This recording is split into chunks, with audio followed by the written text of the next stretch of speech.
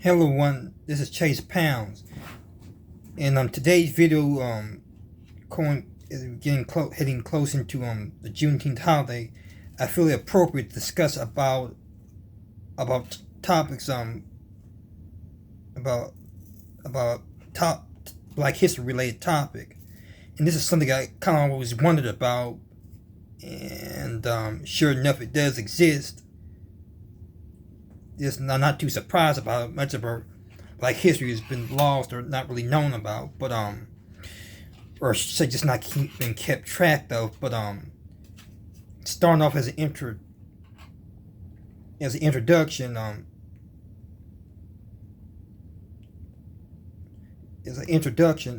I want to go into talk about the the reason behind celebrating the Juneteenth holiday, and and origins of Juneteenth. As I mentioned before my other videos, in my previous videos, that the Juneteenth is represented to is represent of all the slaves that were finally free in 1865, particularly in the region of Galveston, which were the last state to free its slaves. Just 2 years prior, Abraham Lincoln already had it gave he had passed the Emancipation Proclamation guaranteeing freedom from all slaves. But it was only two years later, in 1865, that all the slaves were finally free as a whole, and that's what Juneteenth commemorates. And ever since the end of the since the end of the Civil War, there's always been parades. There's always been parades, picnics, and celebrations of some form to commemorate Juneteenth. Though over time,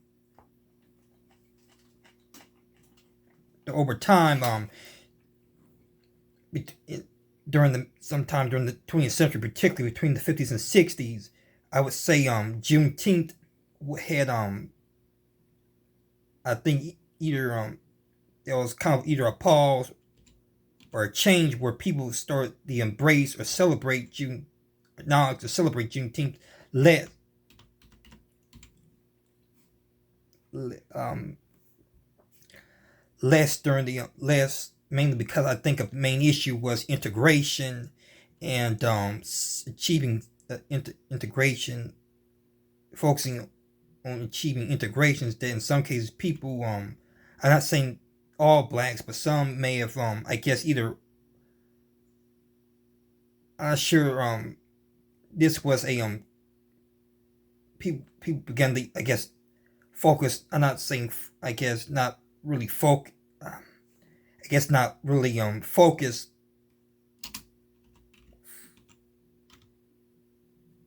begin to focus less on preserving their heritage, their culture, and I think from that point on, from the preceding generations, the next generation that came, they either not really talk less about Juneteenth or none or the holiday at all or what it represents, the origin, the history. But um and after that generation, the next generation came. This continued the same cycle. Less people didn't know much about the origin of the holiday, about Juneteenth, and I think that's where it became, I guess, less known or very obscure to most Black Americans up to today, the current generation. Though it's just recently, in recent years, I should say that ever since the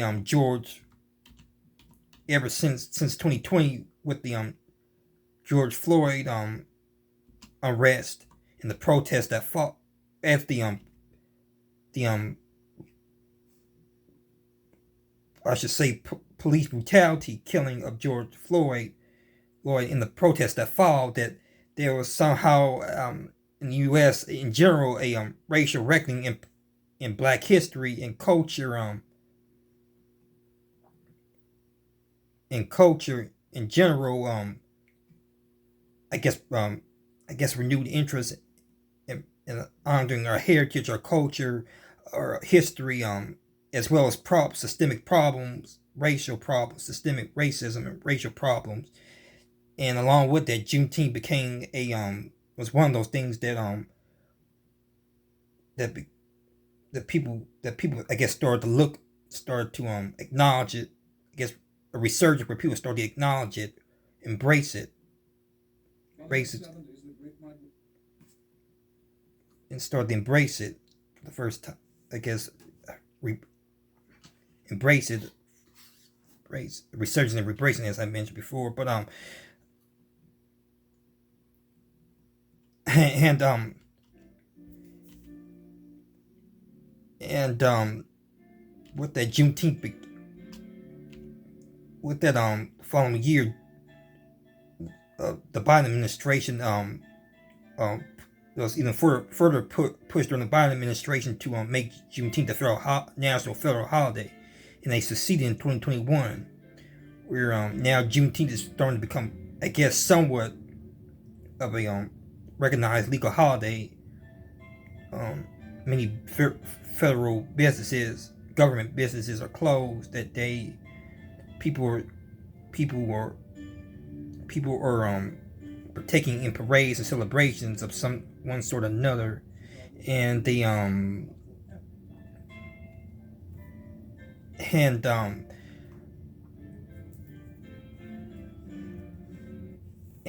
there's and just I guess I guess acknowledgement of the holiday all in general. Though it's not like 4th of July, where I think it has the same treatment in my case, though people do celebrate in the same way, having barbecues and picnics and so forth. And I mentioned before, but my reason how I came about learning about Juneteenth was mainly from my mother, who when she was traveling to meet family members in Milwaukee, she was taught the history of Juneteenth, attending Juneteenth parades in Milwaukee, Wisconsin, which they still do to this day. And she told me that I was about 15 or now say 16 years old. She had mentioned when I was going through a Black History calendar that Juneteenth was a day that honors the slaves, and that was my first knowledge of Juneteenth. I didn't think much about it at the time. Then I heard it again when I was in high school in 2019, when I was doing a project of what was a school-related project for a sex and gender class, and one of the things was we had to do a project on what was our favorite foods that represent favorite foods you like to have around the holiday, or that's part of your family culture, or so forth. Traditional culture, and mine I chose was red velvet cake because it was something I was introduced to by my late grandmother, that she would make particularly around the holidays, around Christmas. And that's what mine was about. And doing research and background about red velvet cake, the origin and history, it come to find out that for Black Americans, it was common for them to serve red velvet cake around Juneteenth at these picnics and events, social events. And I regret not mentioning that in my project, my presentation, but that's how I became, second time I was more aware of it in 2019, just before this big resurgence. And my dad didn't find out about Juneteenth until just recent years, just 10 years ago in 2015, when there was the mass shooting at the that church in Charleston, South Carolina. And I actually went by there on a trip last year to that church. I mentioned this before in my previous video on my trip to Charleston. And it's actually 10 years. Today, I think around this week, will be the 10th anniversary of that mass shooting, the historically Black church, AME Church. And and that's where that's how my dad was familiar with Juneteenth. But my main subject I would like to discuss about is I did a video, and this was based on my other video from last year. I did a video on the blacks that lived in San Francisco, blacks that lived in San Francisco in a driving district called Fillmore, and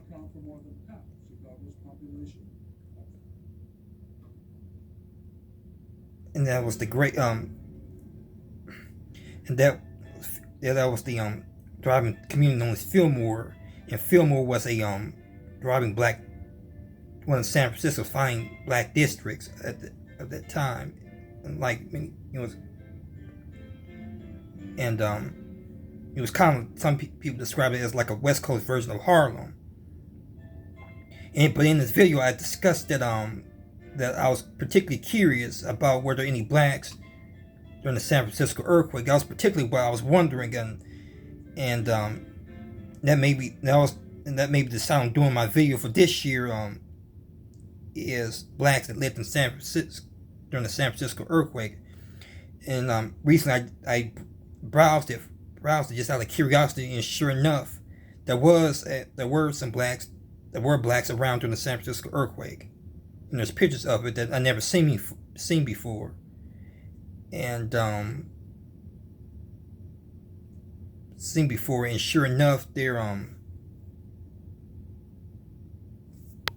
and sure enough, several these pictures aren't really known about. They haven't been I guess they've been shown to the public, but they weren't like notable pictures I've seen of the earthquake.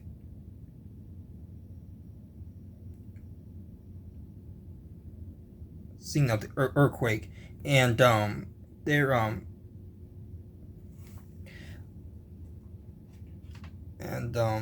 some survivors accounts that were done,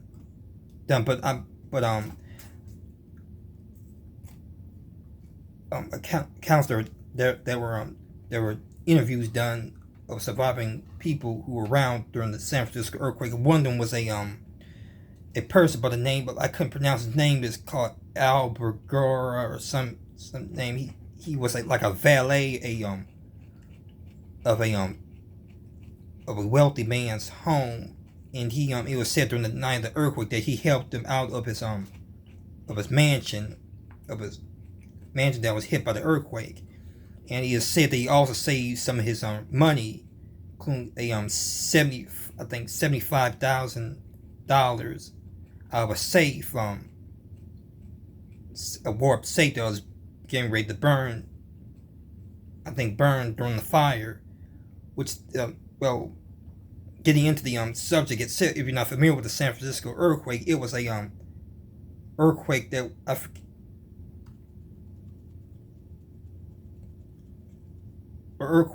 destroyed that was part of the San Andreas fault line, the famed notable San Andreas fault line that struck around 5 a.m. in the morning on April 18th, 1906, and destroyed much of the city. Though much of the destruction wasn't from the earthquake itself, but remaining fires during the aftermath of the quake that got out of control and burned most of the city. Much of the city was burnt down, and had to be rebuilt. I forget the death toll of people that were hit by the earthquake, that suffered during the earthquake, but the earthquake particularly, I heard it did affect many people in the city, but it particularly hit many of the racial ethnic neighborhoods, including Chinatown, which I'm mostly familiar with, was proportionally hit by the earthquake and really affected, and separate systemic issues, racial issues, and housing issues, and that's what I'm mostly familiar with. There's the Chinatown of San Francisco, but come to find out, there were also blacks, as I said, blacks Americans that lived in San Francisco at the time, and they faced some of the similar issues of the earthquake, and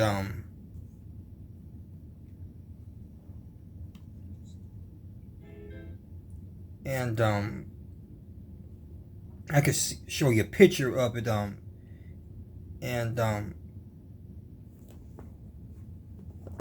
this is the black neighborhoods of San Francisco. This was most of the black Chinatown district. And this where many of the black and the Asian Americans stayed. Black Americans resided in, and by some of the accounts, many of these people that lived in the neighborhoods at the time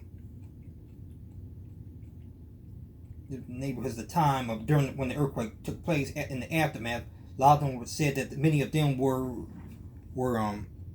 kind of, I guess, not scared or panicked or anything. Some were happy talking. Some were helping out other people in the neighborhood that needed help or assistance. They said the community came together to help those affected, and they actually persevered. While other people or other ethnic races that lived in San Francisco may have either dwindled or left all together after the earthquake, which that's what many did. Many of the blacks actually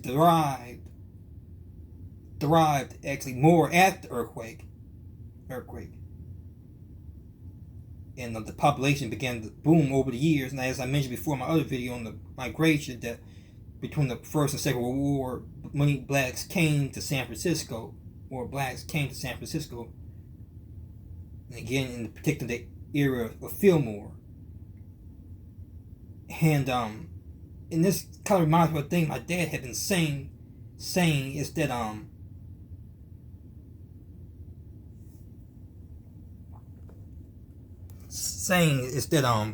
when it comes to hard times, a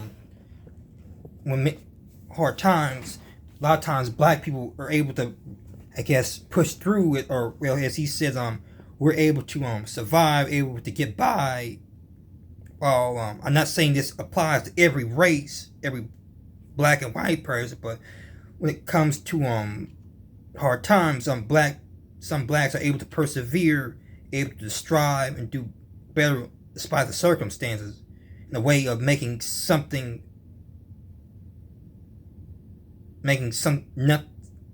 out of something. I think that's how the way it goes. Nothing out of something.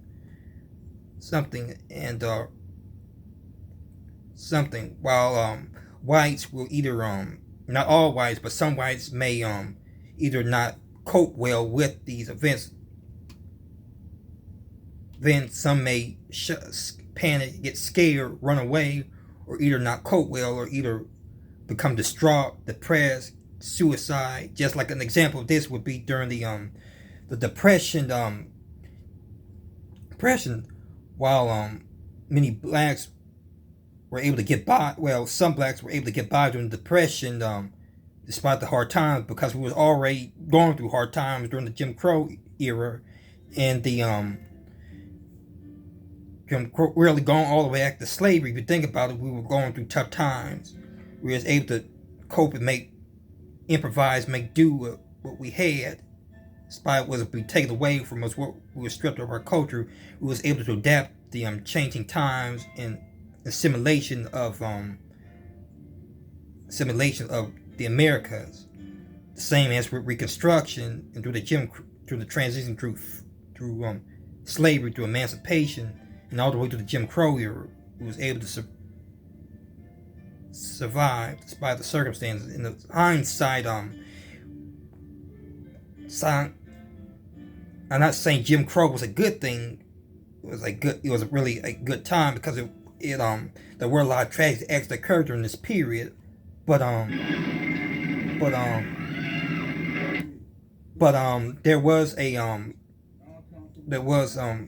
would say that a lot of blacks did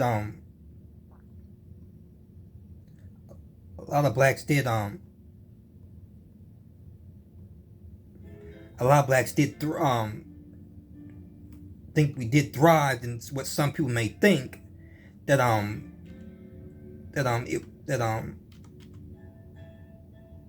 thing while we was in segregation, because we had our own business, we had our own community, we had our own people to rely on to come together, and I think most people get confused about or have this perception about Jim Crow that everybody lived in poverty. Don't get me wrong, some did. And it was a contributing factor. It did exist, but it didn't represent all Black Americans as a whole, while others may have been lived in thriving. And I was guilty of thinking this myself, and coming to find out with all these stories I'm hearing about all these successful towns and businesses, including Black Wall Street, that wasn't always the case. Some were thriving communities, though I would say it was short lived, because of either they faced a race massacre, or they were the victims of urban renewal, which was the case of Fillmore during the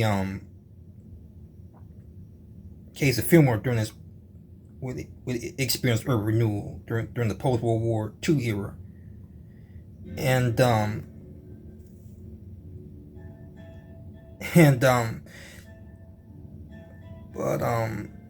this is kind of an example that how we was able to, despite the tragedy, we was able to persevere and make do despite the circumstances, and we actually flourished. Actually, I know I'm kind of maybe a little bit over the place, but thinking about the issue about the poverty, though my grandmother lived in poverty in Tupelo, Mississippi, though she might eventually move to St. Louis during the during the second wave of the Great Migration, but even to my dad's perspective, they weren't really poor, because they had their own to an extent they had their own their own farm, their own crops, their own livestock. They didn't have to borrow anything for anyone, or white people, as I hear in other stories.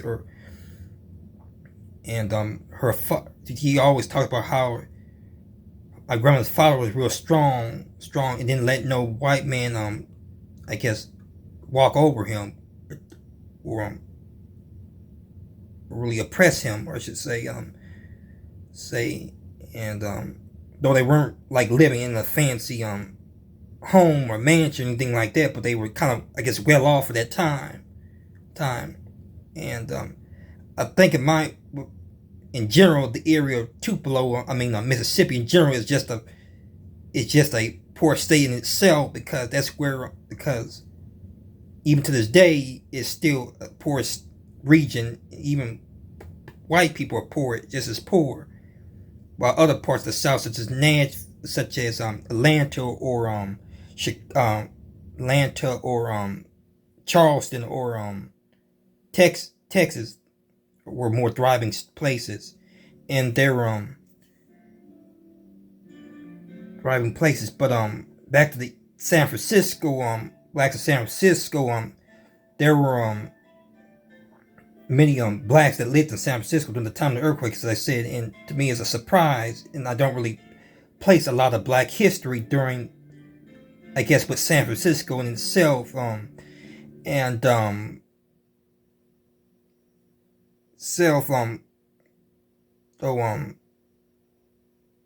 typically when I place a lot of black history in California, usually Los Angeles. There was most of the recipients of the Great Migration, but I don't hear too much about San Francisco. But what made me particularly curious was because I always thought about doing a period. I always fantasized since 2019. This is when I actually had Googled that black population in San Francisco. And it turned out that what I read was that blacks didn't come to San Francisco until the 1970s. I'm not sure if that was false information or just wasn't known about, or the way I was, I guess, looking the information up. But they didn't think that there were a lot of blacks that lived in San Francisco at the time. And there was probably restriction codes in the West that kept them from coming into San Francisco. But but not surprisingly, after doing this research, there were blacks that lived in San Francisco.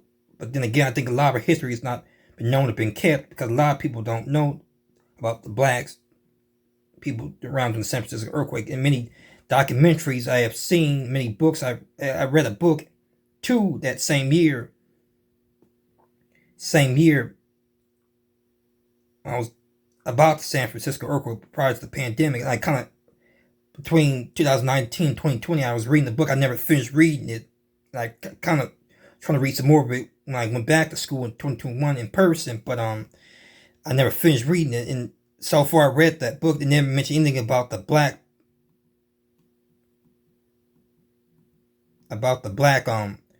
experience of the San Francisco earthquake. And I always thought about doing a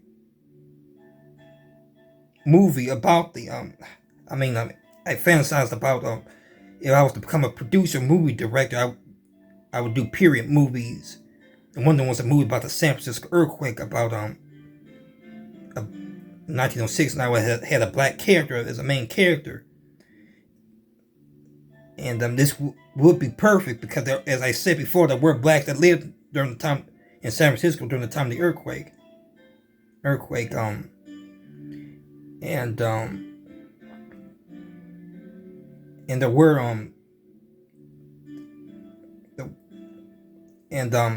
what also comes to mind too, I didn't really think much about this, but they were just extras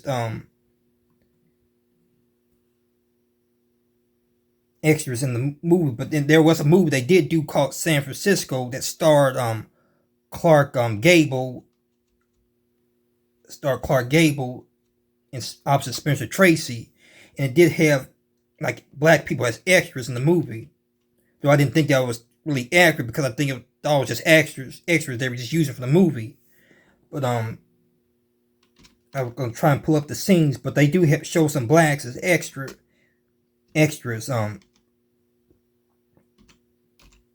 Extra and interesting fact itself that the main character Clark Gable the leading man in the movie, and Clark Gable, some of you may know him who would later be 4 years later would be in the real popular movie that everybody's familiar with called Gone with the Wind, Civil War epic Gone with the Wind. Gone with the Wind, and it featured the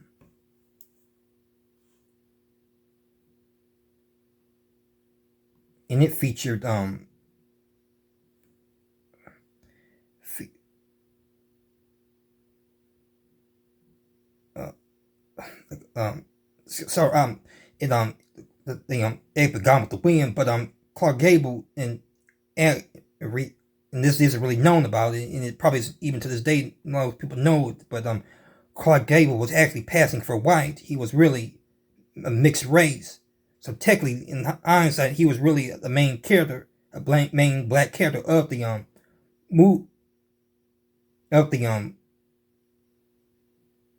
main character of the movie and the story that's set in during the 1906 earthquake. And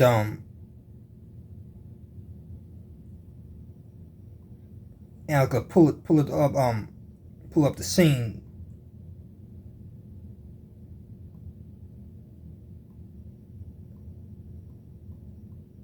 In the theater, and they had him like a performance project just before the earthquake.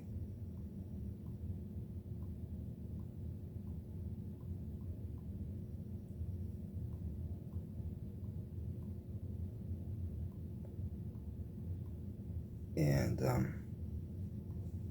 I think this is it right here.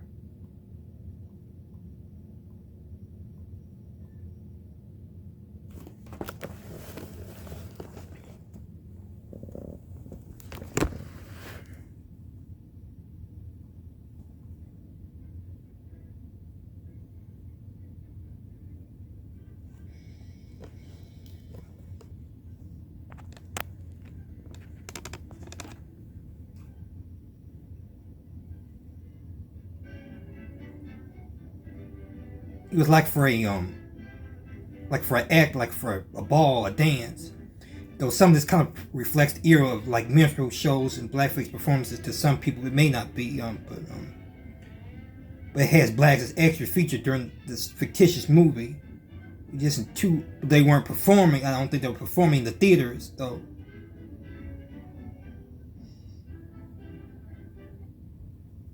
And then you another scene that came to mind was a black boy that was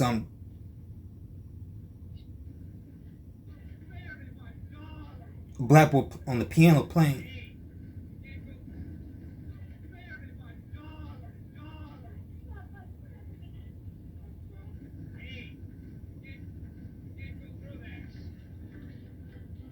This is it right here. A black boy on the piano dancing out in the streets. So there were streets, though, even though this is fictitious, it wasn't kind of although too historically inaccurate, as there were blacks during the earthquake, but it's not really known about, I should say.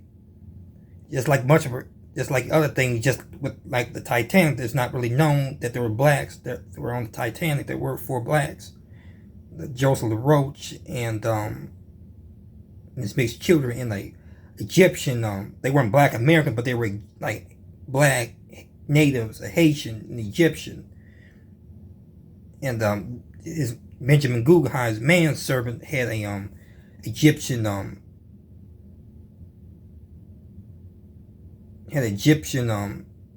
servant. I don't know the name. I think his name was Gilligo, but he was a mixed Egyptian descent. But in all the movies they portray him as being a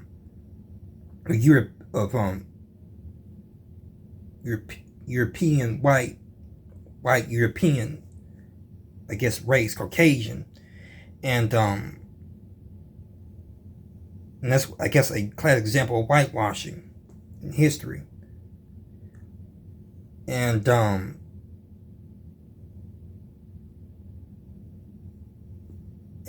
just like that, as I said before, I think a lot of our history isn't really being kept or being preserved or kept track of, because I guess and that's why it's not really known about.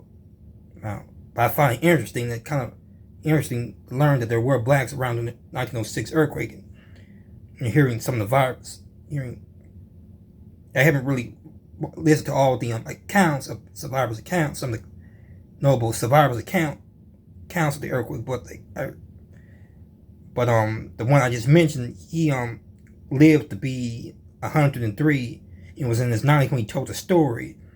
And he also was the first black to also serve during World War One. No, World War One too. So his history of this survivor is pretty significant. As I say, he was a valet that helped one of his was a valet that helped his helped a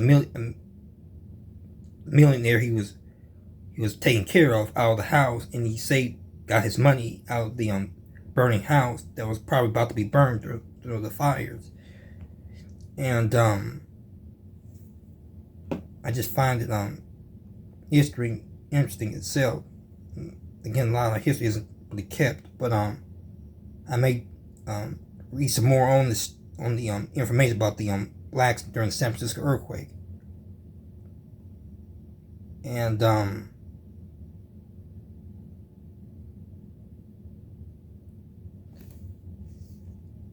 that's all I have to say on the subject about